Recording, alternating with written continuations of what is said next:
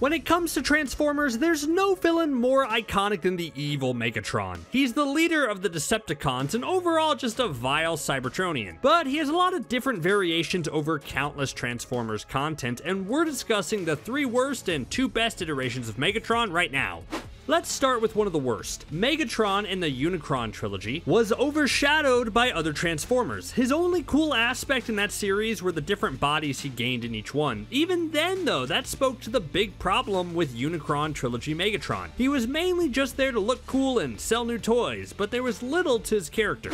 A neat version of Megatron is from Transformers Prime, which had elements of G1 and the movies. Given a beefy design and wielding immense levels of power, this Megatron was not one to be defied. Though still treacherous, this version of Starscream outright feared Megatron, which is always great to see. Most notably, this Megatron was empowered by Unicron in the series end. This gave him a terrifying new form that had much more story importance than Unicron trilogy Megatron's upgrades.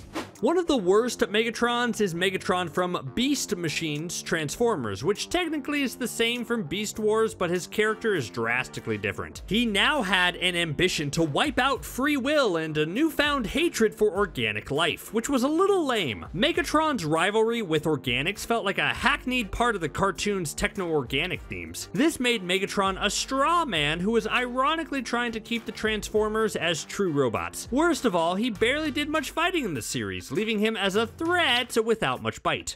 On the flip side, Megatron from Beast Wars Transformers is the villain's best incarnation. A major threat to his maximal enemies, this Megatron also had a sense of humor and winning charm. Likewise, his 3 forms gave him the coolest design in the series. Beyond being a mere mustache twirler, this Megatron also sought to undo the historic victory of the Autobots over Decepticon ancestors. He tried to assassinate the original Optimus Prime and even merge with the spark of the original Megatron. He was a great fan favorite villain.